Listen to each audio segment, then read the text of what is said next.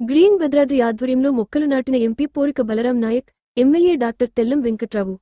August 2, 2026 Bhadrachalam నియోజకవర్గం భద్రాచలం అంబేద్కర్ సెంటర్లో అల్లూరి సీతారామరాజు విగ్రహం వద్ద గ్రీన్ భద్రాద్రి సంస్థ ఆధ్వర్యంలో నిర్వహించిన మొక్కలు నాటే కార్యక్రమంలో స్థానిక ఎంపీ పోరిక బలరాం నాయక్ గారు, ఎమ్మెల్యే డాక్టర్ తెల్లం వెంకట్రావు గారు, మేజర్ గ్రామ పంచాయతీ సర్పంచ్ పూనం కృష్ణ గారు పాల్గొని మొక్కలు నాటారు.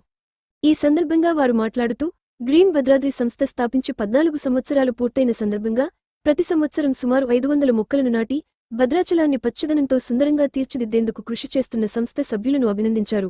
గ్రీన్ భద్రాద్రి అందిస్తున్న సేవలు భద్రాచలం పట్టణానికి వెలకట్టలేనివని కొనియాడారు.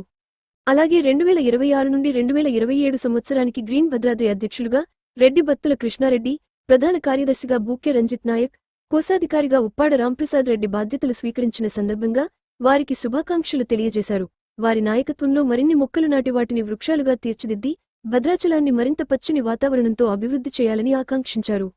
ఈ కార్యక్రమంలో పార్టీ నాయకులు, ప్రజాప్రతినిధులు, కార్యకర్తలు, పట్టణ ప్రముఖులు, యువ నాయకులు, గ్రీన్ భద్రాద్రి సభ్యులు తదితరులు పాల్గొన్నారు.